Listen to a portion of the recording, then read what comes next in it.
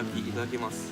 しかもめっちゃいい肉じゃないですかこれ。ちょっと高め。この動画はキャンプ素人が本物のソロキャンバカになるまでを記録した動画です。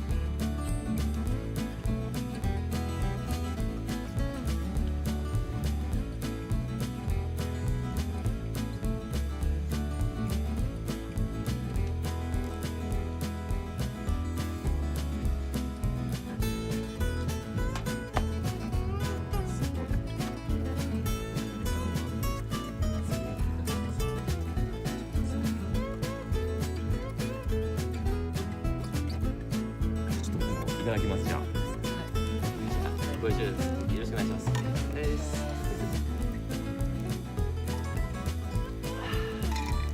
すき焼きいただきます。めっちゃうまそう。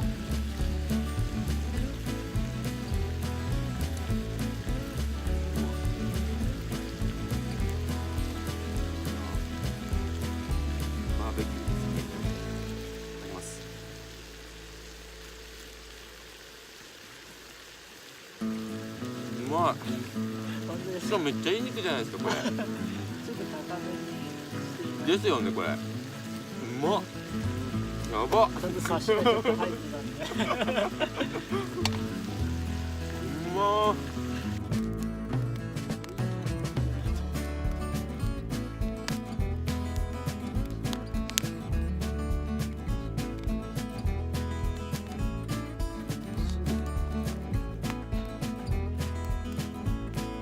まあ今なんですけど、なんかこれがなんか新月と星がすごいじゃないですか。そういう時に来たことありますよ。星がバーって。